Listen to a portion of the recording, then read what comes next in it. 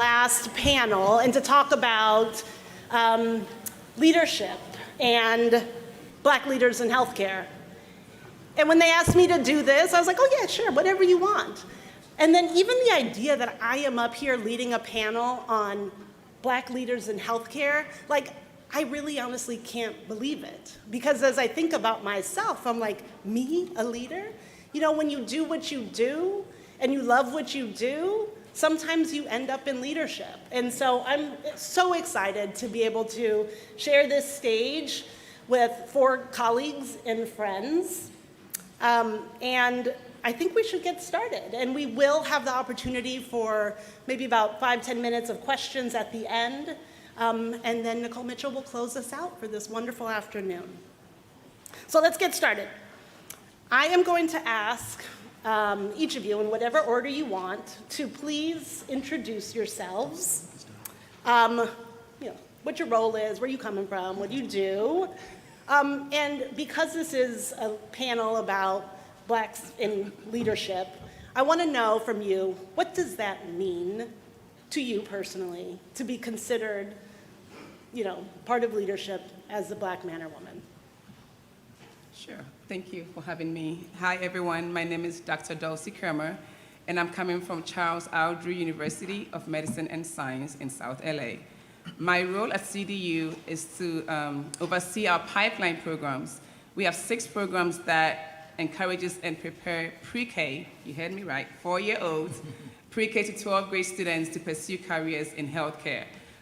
So what I do is to make sure that our kids feel motivated, encouraged, supported, to know that they can become the healthcare professionals that they dream of becoming.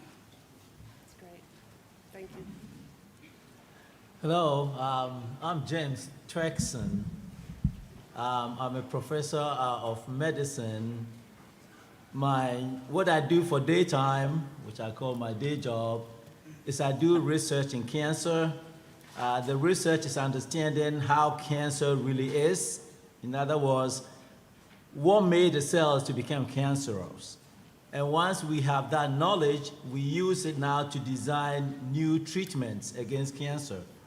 So I run a biology laboratory and a chemistry laboratory where we synthesize real compounds to test them against cancer. So that's my day job. And then my night job, I also oversee all the DEI efforts at the Cedars-Sinai cancer. That's my night job, what I call my night job. So what is it to be a leader, a Black leader? So when you are given the opportunity to be a leader, that means that whoever nominated you or selected you has confidence in you. So believe in yourself and rise to the occasion and use your skill set. The other thing I would also put out there is when you are a leader, it goes beyond you, because everybody else who knows you, who relates to you, they're counting on you. You are a role model for them. So to be a Black leader, yourself and others as well, is what it encompasses. Thank you, James. My name is Nicole Anderson Leonard, and I am the Vice President and Vice Dean of Academic Affairs at Cedars-Sinai. So what does that mean?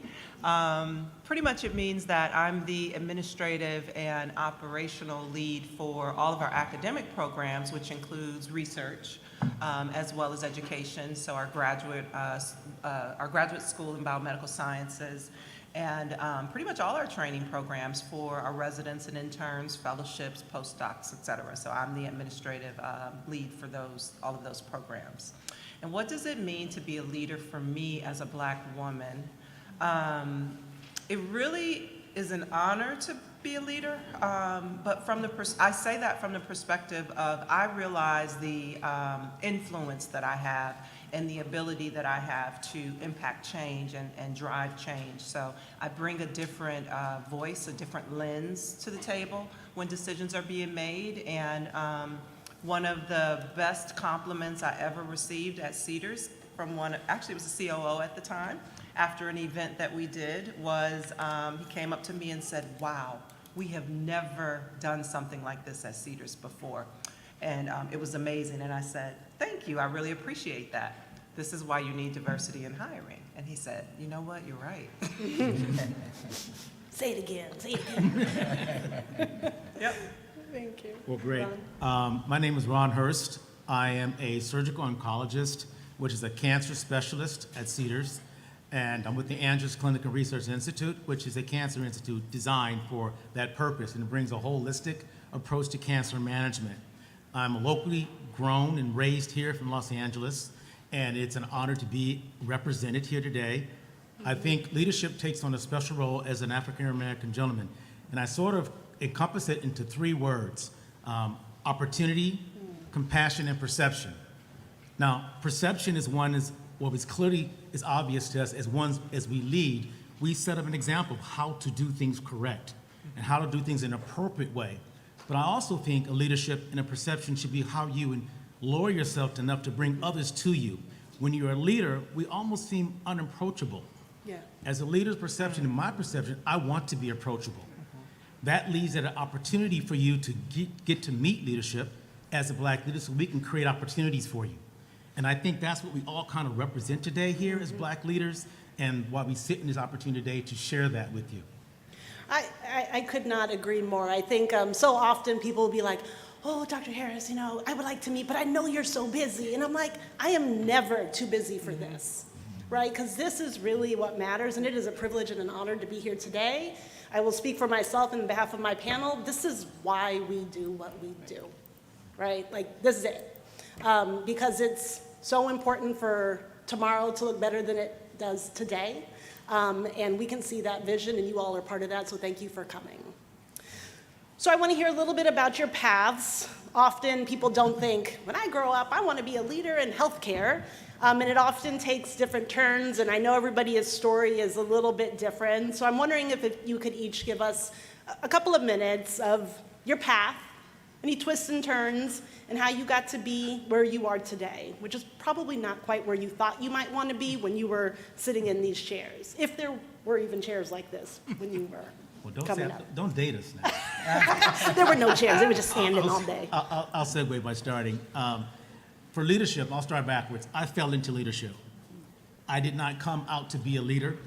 I came to be a service provider. And it was because of that compassion in my service and the quality that I administered that leaders came to me and said, what you have to offer is not well served just being served with as a physician, as a patient provider. Like I said, I'm originally from LA, born and raised in Compton, moved to West LA, did all my training here in Los Angeles for college. I went away to the Midwest. I had a goal to go into medicine and go to different parts of the United States and learn how medicine is being administered. And so that was the goal that I set out for myself. So I went to medical school in the Midwest at a Jesuit institution at Creighton University. I came back and I went to MOK, Martin Luther King training program for general surgery. And then I went back to the National Institutes of Health and did an oncology fellowship at the National Cancer Institute. And then I came back to my community because that's the desire, what I wanted to do, because that's where I'm from. Growing up in that time period during the 80s, what I wrote a paper on was that when I come to my age of 60, there are not going to be very many that look like me to take care of me, because most of them were being lost in the gang war during the time when I was coming to LA. And I said, I need to be present and be a factor in helping to change that representation. So that's why I did that. Now, my course, getting into medicine, mentorship is huge. I never had it. There was no one around me to mentor, so I found my mentorship. My greatest proponent of my success was finding the path and going after it. I'd never let anyone tell me no. Even my academic advisor told me no, that I could not be a physician. I did not go by that course. And I pursued and I pushed myself to become the physician that I am today. And I'm very proud of what I do in changing cancer care in our community from South Los Angeles to the west to the east, and getting everyone into our institution to provide not only the access to care, but quality of care. And quality of care differs from institution to institution. So we get access, but now we have to have quality. And that quality is on this panel. And it's a communicative event through everyone that's come out that allows us to provide that quality. So there's my short story. Yeah. I tried to keep it short. I told him. I said, keep it short. Thanks, Ron. I didn't even know these jobs existed growing up. I grew up in the Midwest in a blue-collar family, and like Ron, I had to figure things out on my own because my parents didn't know how to help me navigate and/or support me through it. They were always supportive, but they didn't really know what they were doing, and so I had to find that. How did I get here? So. Again, I grew up in the Midwest in blue-collar town, so for me, I didn't see any black or brown leaders or, frankly, professionals, if I'm honest. I had one teacher who was a black woman in 3rd grade, and that's the only black educator I experienced my entire K through 12 experience, which is crazy. So I'm always going to show up to these things because I think it's important that you all see people who are people of color in roles like this. So this is my favorite part of my job, frankly. With that in mind, I went to college thinking that I'm going to be a doctor because, again, growing up without any role models in my head, there are 2 things you can do to be a professional. You can be a doctor, you can be a lawyer. So I went to college. The Cosby Show. Yeah, I went to college at Duke because I was competitive, and even though I graduate number 4 in my class from high school, I was like, but I went to the best school. But I got beat up a little bit in the sciences, took a C in physics and organic chem, and was like, yeah. I could probably, because I can white knuckle anything, and I thought, I can get through med school and I could be a perfectly fine, average doctor, but I believe very strongly that what you do should be what you're best at, because it would not serve the world if I were a doctor. That's not what I was meant to do. So I had to pivot quickly and figure out what did I want to do. I still didn't know. So I went to the other option that was on the table for me. I went to law school, right? I'm not gonna be a doctor, I'll be a lawyer. Never fully even intending to practice law, which is the irony of that. And I was I'm gonna say blessed. I was very blessed in the first job out of undergrad. I worked in a laboratory for a woman who was a hematologist, and she studied sickle cell, red blood cell. She studied sickle cell specifically, but red blood cell antigens. And this was in the 90s, and she was the 2nd woman at Duke University to get tenure, which is ridiculous, but whatever. What I took from her, though, which was important for my path to where I am now, is she poured into anyone who worked in her lab and encouraged you to be the best. So anything that I do is a win for her. She always supported us and pushed us. So she actually found my first administrative job outside of science, which was in technology transfer at Duke. Technology transfer is the process that occurs at universities and hospitals where when scientists like James creates new drugs, let's say, drug targets, we then license those out to companies to develop them and put them on the market so that you all can have them as drugs, because we don't make pharmaceuticals, but we do the research to create them and then license them out. So that was my first pathway into an administrative job, which was, I'd say, science adjacent. Yeah. And from there, I ended up transitioning. If research is a spectrum, that's the tail end of the spectrum at a university, at least. I transitioned to the front end of that spectrum into research administration, so grants management, contracting, and so forth, which is essentially helping bring the money in so that people like Dr. Turkson can do their work, their research, and also keep the organization compliant. And I did well at it, and someone saw something in me, and bada bing, bada boom, here I am. That's it. Plane ticket to LA. Yeah, yeah. Thank you. Actually, can I ask Nicole one follow-up question? Well, first, one comment. There are so many careers in healthcare. Yes. You know, when I was in your shoes, I think I knew doctor, and that was it. But, you know, just as Nicole had kind of gone through, there are so many ways to make a difference in a patient's life that can look very, very different. And I'm hoping you're able to recognize that as you're starting to envision what your tomorrow will look like. Nicole, you mentioned about this idea of a pivot, like you went for like OChem, they got you, right? Can you walk us through a little bit about the feeling of having to make that pivot when something that you think you've wanted for so long changes? It's not easy. It was not easy, and it was very humbling because I had done very well in pretty much everything that I touched up until that point. So that in and of itself was like, oh God, what am I doing? And a C for me was like the end of the world. But it wasn't, clearly. It clearly was not. And so I had to really learn how to acknowledge my limitations, acknowledge that just because I thought this is where I was supposed to go doesn't mean that's the only path forward. And you're going to find that in your lives. And for that matter, over the course of my career, I've made a couple of different pivots along the way. And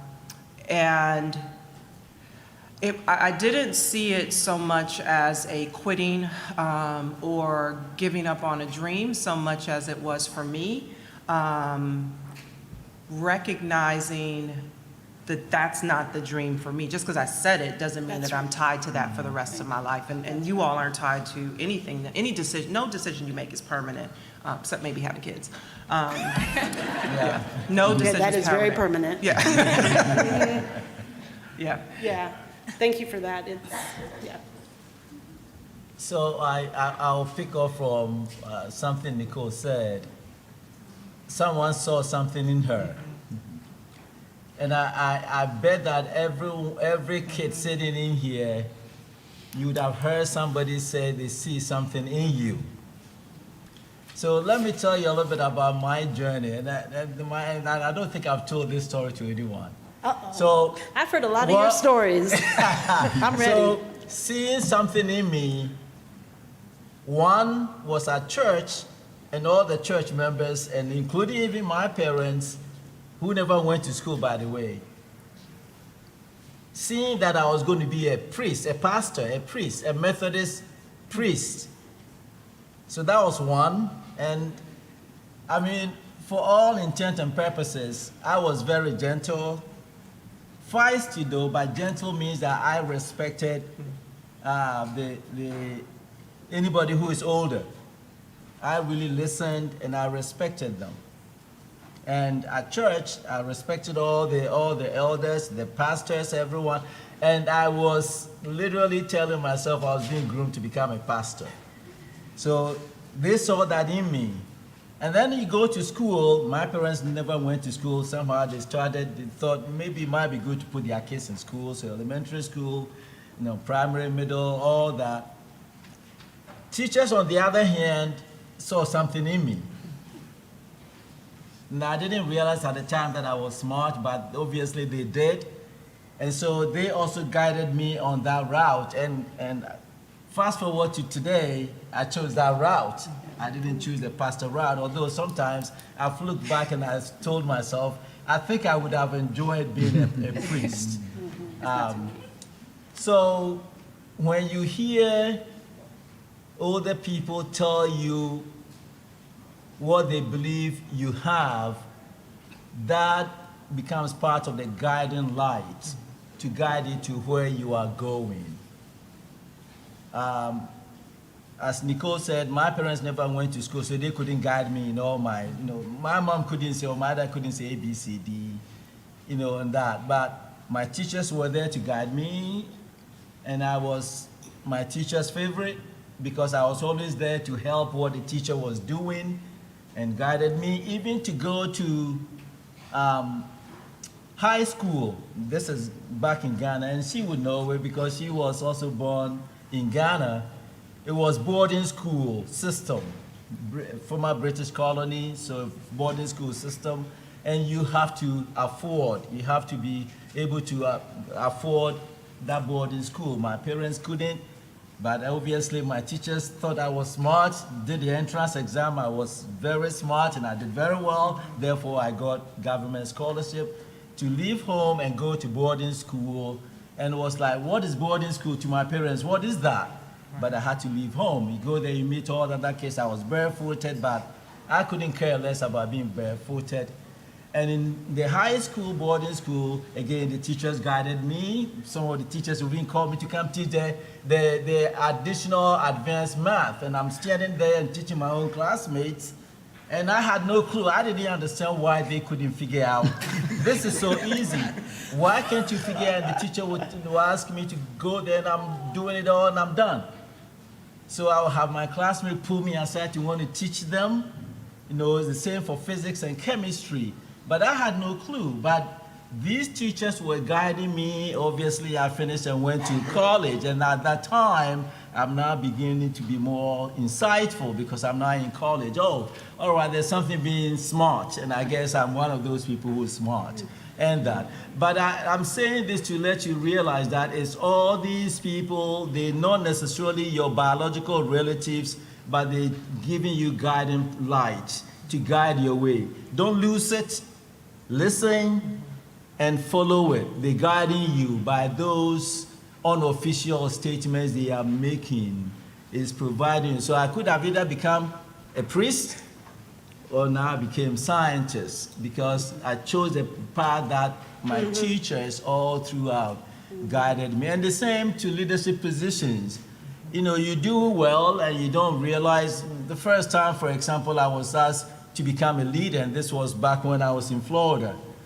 Like, do you want to lead the cancer faculty? And I'm like, what do you mean by lead the cancer faculty? I didn't come here to lead the cancer faculty, but they want me now to be the leader for all the professors who do cancer research. And I said, sure, I'll do that. And then you take it, and now you are building your skill set, your skills now in leadership because somebody saw it and then nominated you to do it, and you rise to it, and then you follow it and all of that.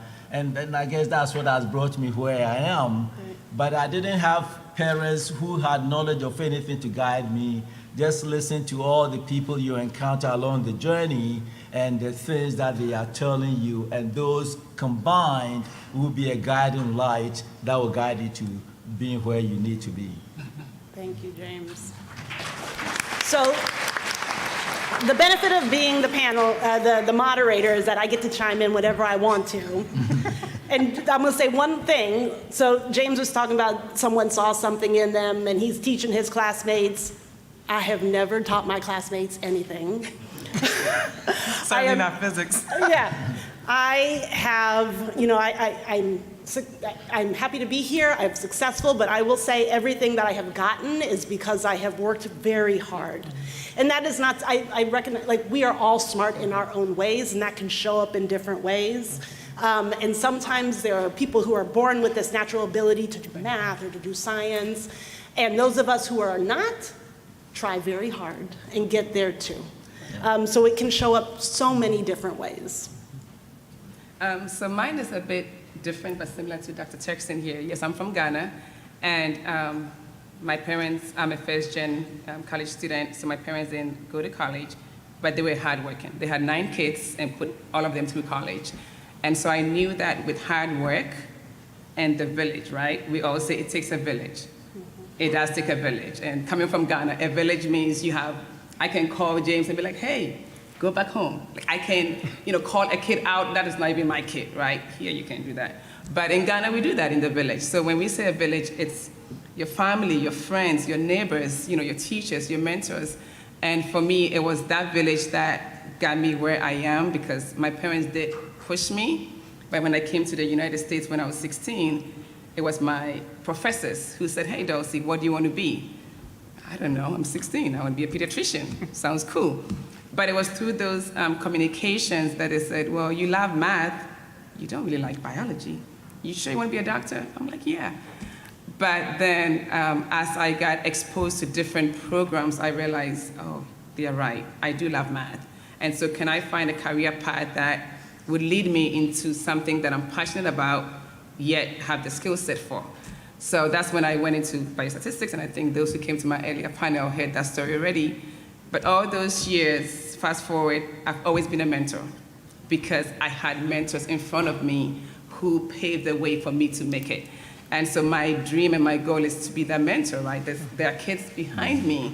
And although I love my job as a biostatistician, let me stress that, I love my job of overseeing pipeline programs that support students to pursue that dream, right? And so when we talk about that, it's being that village. We have all our kids, all our instructors here, all our team coordinators here, to be that village to make sure that we support our parents, our guardian, so they can be on this journey that we all have been through, because without them, I would not be here. So that's my journey. Yeah, absolutely. You know, Dr. Dale this morning talked about finding what you're good at and what you love and do that, right? And I think that's kind of what I hear in some of this. And sometimes it takes us a little bit to figure out what we're good at and what we love. But when you do, it's a beautiful thing, right? So I want to ask our panel if you had any advice for our learners in the audience, what would you want to tell them? What would you tell yourself? May I? It's a story I've never shared. Are we rolling? And I think Capture this. I think it's important for the youth to understand this. In life, the greatest tool for success is adversity. If you do not learn how to navigate, pivot, change your plan, then you will have the difficult time in this society. It doesn't matter what career you path you choose. And when you're passionate about something and you know that is your gift that God has given you, because each and every one of you has been given a gift from God, find it. Be passionate about it. But in that course, if you find adversity, do not quit. And I tell you that because what resonates with people are stories. And if they're real stories, then you can say, I'm no different than this next individual. We're all smart, just like Dr. Harris said, and Nicole said, and James said, and Dulcie said. We're all smart in different ways. And I was a smart young man that was just intuitively bright. Went to college on a full scholarship, lost that scholarship, academically failed out. But then I did not quit. I learned from that, figured out why I did wrong, what I did wrong. It wasn't because of my capabilities, it's about prioritizing your life and what's important in organizing your life to be successful. So you fast forward to the time when I'm applying to medical school, every interviewer asked, how did I turn it around? They didn't care about anything else. They said, you went from this GPA to a 4.0. What did you do? Well, find something you know you're genuine to yourself. And what's genuine to me was my Christianity, my faith in God. And I stole on that, and I still stand on it today. Every success is because of the Lord Christ in my life. Every failure is not because he left me, it's because I detracted and I went a path. But I continue to find every success out of every adversity. So when I went to medical school, I had a full scholarship because I didn't quit. And that's why I impart to my children that you cannot quit in this society because society will create difficulties for you. Find your passion, be sincere about it, and then go to people who will help you. And if they don't want to help you, make them listen to you. Because when they see that you're sincere about it, then they're going to wish they were you. And they're going to impart where they were failures at and bring success into you. And that's what this panel does. It opens your eyes to those opportunities, because when you go through college, you're not going to make an A in every class. You're not going to make an A in every test. You can aspire for that, and you should inspire for that. But know that there's not a straight pathway to success and being a physician. Many stories in this room, even for the students or medical students, will tell you that. There's not a straight path, it is your path. And once you define that path and believe in it, and you can fight through it, you will be successful, because no one can define you of that. I wanted to share that to you, so do not forget that. That's wonderful. Thank you for sharing, Ron. You know, that, it reminds me, a piece of advice I often give to people is when we find people or meet people that, you know, we think, well, that's cool. You know, how did you get to be where you are? Ask them. People like to talk about themselves. And it's very rare that people ask us to talk about ourselves unless we're on panel.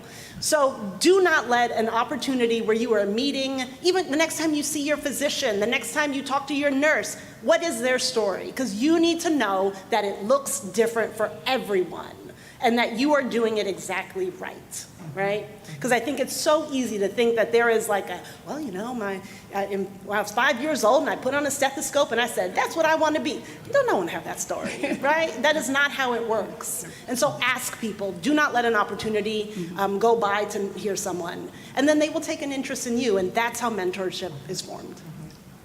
I think your feedback feeds into what I was going to say, which is to always be curious. Throughout my life, I think of myself as a lifelong learner, and that doesn't mean that I've been in formal educational environments my whole life, although it's been a long, long time. But I am always curious about learning new things, because as Christina said, it's the rare person who knows at 5 that they want to be whatever it is that individual ultimately ends up being. Most of us don't have a clue about what we want to be growing up. I don't even have a 5 or 10 year plan because I don't know what 5 or 10 years will bring. I don't believe in that at this point, at least in my life. Obviously, if you go to college, you got a 4-year plan that you need to accomplish. Sometimes or 4 or 5, sometimes 6. Right, sometimes, right, but outside of that context, I don't do those kind of plans. What I lost my train of thought on that. What I would say though is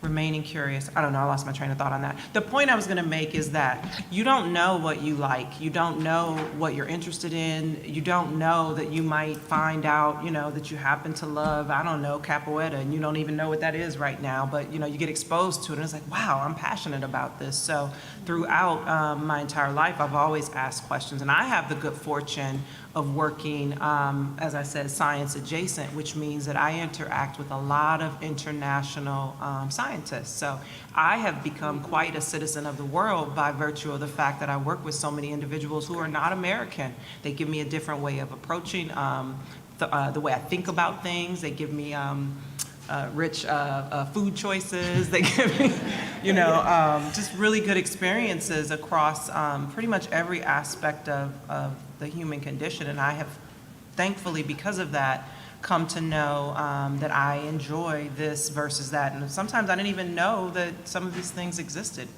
So Yeah. I would say just be curious and try everything. Try everything. Yeah, so much of learning happens outside of the classroom. Yeah. Right? So it's a matter of finding those opportunities and recognizing them Yeah. as learning, right? Because they will often take you further than some test. Don't tell your teacher, but it's true. Yep. So I'll add this on top. Hard work. Hard work. And I'm saying hard work because in life I've come to appreciate that it doesn't matter what it is that you think you have or your capabilities, you still have to work hard. You really have to work hard. And working hard is not easy. So you also have to develop motivating factors for wanting you to work hard. Motivating factors. And until now that I'm older, and then I look back to my own growing up years, one of the things that I know when I was a kid that I said to myself, because I saw how hard my parents worked. They were farmers. And she can appreciate subsistence farmers. You go to farm, you essentially just tilling the land to get food to raise your family. And I saw how hard they worked. And with all that toil and sweat, and I remember telling myself, I think someday when I grow up, I want to do something better with my life so I could help my parents. And that. So that made it to become a factor for me in really driving me to the extent that I want to work hard. And so I want to work hard for my teachers to see that I could be somebody. I want to work hard. One thing I love, soccer. But I'm not I don't consider myself somebody who is good at soccer. I mean, I am horrible. But if you set me still on the soccer field, I will play it hard. So whatever it is that you do, be motivated to work hard at it. And tell yourself failure is not an option. So you could find motivating factors, like I said, with my parents and all of that. But as I grew, other motivating factors were people who put stumbling blocks, challenges purposely because they want to prove to themselves that why, as a black man, you are not good at what you are doing, and make you feel what they have, the framework of who they think you are, they've created in their minds. And I encountered that a lot when I moved to Canada doing my PhD and that. And so you still then have to have developed this ability to find your motivating factors, and you use that. Now I'm going to prove to you that I am not who you are the person you have framed in your mind that I'm better than that, and therefore I'm going to use it as a motivating factor to prove you wrong, and I'm going to do it. So you build that as a motivating factor to make you work hard. Yeah. And I remember in the lab, and I'll say this, I stayed in the lab, I'm trained as a researcher, you're doing all the experiments in the lab, and those cool things in the lab. And I was the last person to leave the lab in my whole department. And one of the professors, who was also apparently the last professor leaving, and this was probably like 9 p.m. something, and he walked by, he saw me in the lab, and he said good night, and he left. And the following day, I came back to the lab also very early, probably like 6 o'clock or 5:30, and he comes, and usually he's coming in by 7 o'clock. So he comes in, and then he sees that lab door open, and he pops his head in, and he sees me again, and he's like, wow, James, I bet you didn't go home.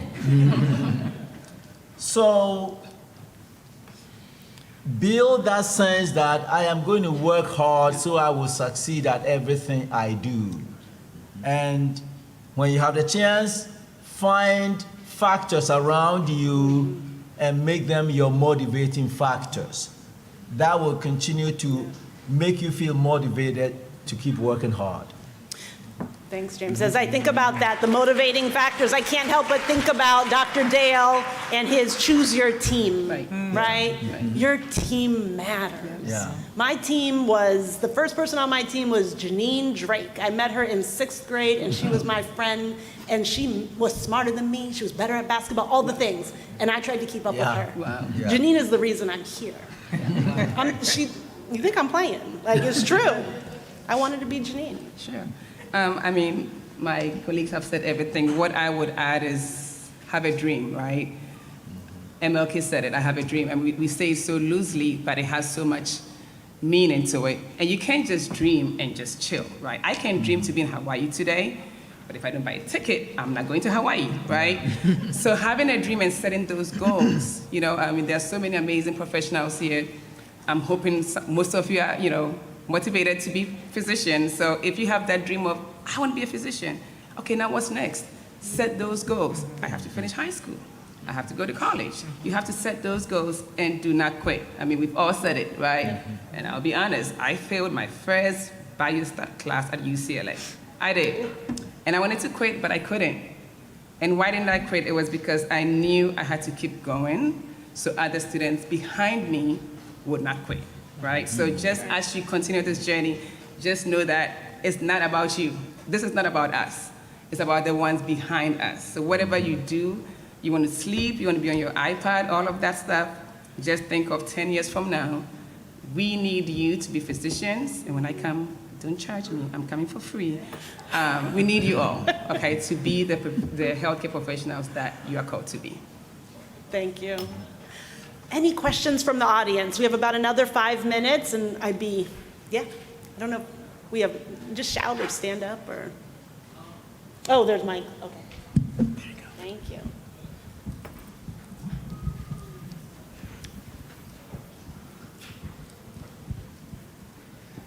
I have 2 questions. One was for the lady who just spoke, and the other one for Dr. Hurt. For a lot of the kids, I know a lot of times when you get in college, you change your majors a lot. So what is the importance and the difference between quitting and changing? That's the first question. The second question is, Dr. Hurt, you were speaking about being the type of person that someone can come and talk to even though you're in charge. What is the difference between that as a strong Black man and also being able to be respected? Because it's like a lateral thing, but sometimes people think they can come to you with like anything. You get certain things like, oh, you're a really attractive person to be dark skinned, or you're a really nice person to have that kind of hair, you know what I mean? So what's the difference between someone being able to approach you professionally and also being respected as a lateral? Sure, okay, I'll do that. So there's a huge difference between quitting and changing, right? When I went to Howard, I was a biology major. I changed to math. I did not quit. right? I was still on the pre-med track. I knew I had to finish college and go to grad school. So I did change the course of my education major, but I did not quit. Quitting is when, if I had said, you know what, forget it, I can't do Howard, I'm out, I'm going back home. That is quitting. So that's the difference, quitting and changing. And there's so many opportunities. Who knows, next 10 years I may be a lawyer. I don't know, I may change my career, right? So many exposures leads to so many changes, so far as you don't quit. That's it, so far as you don't quit. That's great. I want to add to that, Dulce, even at our level, we change. Because Nicole even said that along her path, she's changed. So that's not a problem to change, as long as you have a direction, a path to go.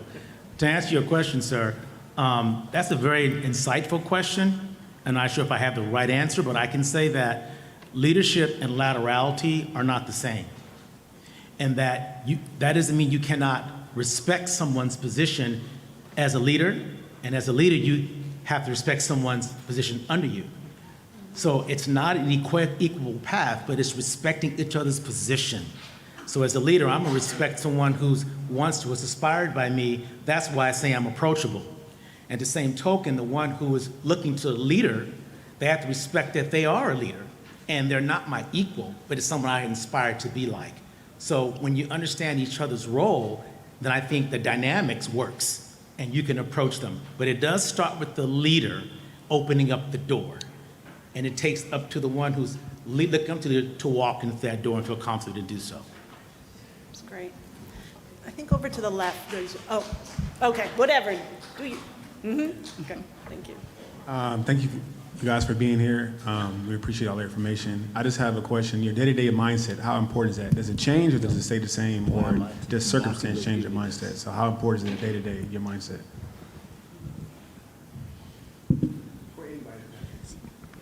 I didn't quite understand the Quick, question. Yeah. Mindset. I said your mindset, your day-to-day mindset. Does it change based on your circumstance or what you're going on that day, or does it stay the same? How important is your mindset day-to-day? I would say for me, it is pretty much the same day to day. And the reason that is I have been very intentional in my career choices to, and I recognize this is a privilege that I've had, but I've been very intentional in my career choices to work for and at places where I just, at my core, believe in the mission. So I had a stressful day yesterday. It didn't end well.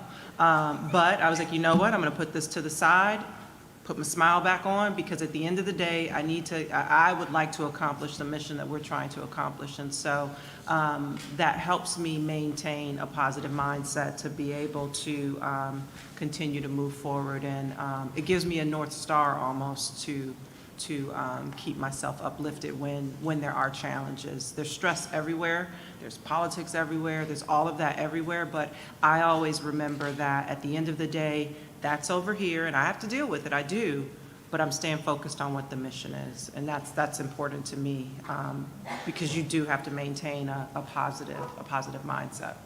I like to add to that in the sense that as a physician, we have the patients in our lives in our hands every day. And I always said it was an honor to be a physician, but it's a privilege to be a surgeon, because a patient has a choice. For me to be able to open up someone on a daily basis and to provide an endpoint of good care, that's hard sometimes. And in those moments, when you're actually there, you have to ask yourself, what am I going to do? Even in your best preparations, sometimes we're just not aware of what we're going to find that day. So that mindset has to remain a point of focus every day. You cannot waver. At least in what I do, I cannot waver. I have to be a strong mindset of being effective at the end of the day, because people's lives are in my hand. We're not perfect, but we're striving for perfection, and we're giving and leaving that every time we touch a patient. So yeah, you have to keep a constant mindset, at least in this perspective.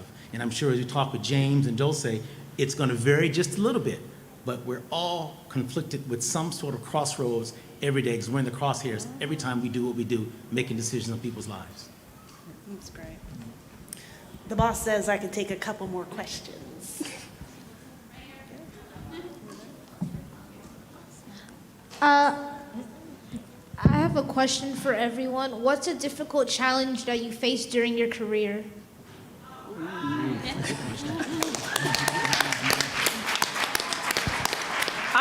start, actually, because I don't think I'm unique in this, but I suspect most people don't admit this out loud. Earlier in my career, and heck, even not so long ago, it was insecurity. It was feeling like I wasn't really supposed to be there, and not completely in my soul believing in myself. I mean, I knew I had the ability, but at the same time, I was doubting myself, and it probably kept me a little more closed than I should have been. So that's something, a challenge I've had to deal with and overcome.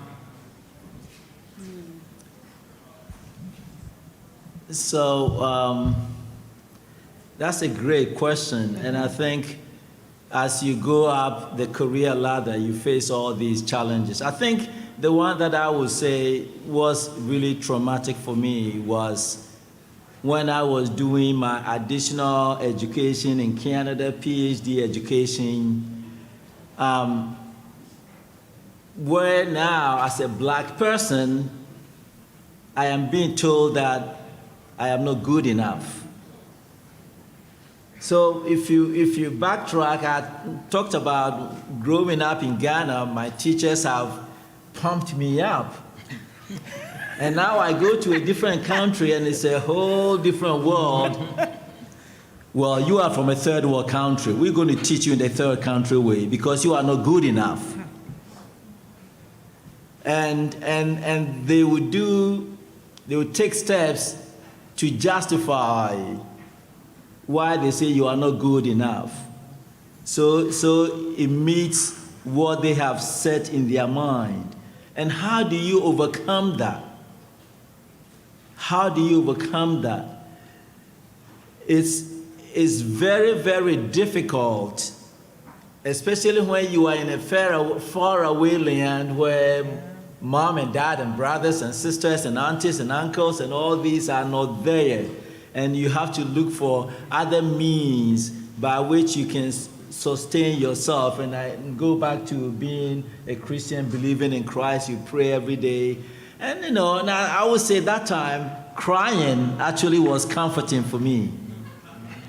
I cried a lot. In graduate school, I cried and it was comforting because after I cried, I assured myself that no, you cannot beat me. I am not going to let them beat me. No, you are not going to beat me. I cry, and after I'm done, I'm tired, I assure myself, no, I'm not going to let them. I am not going to let them.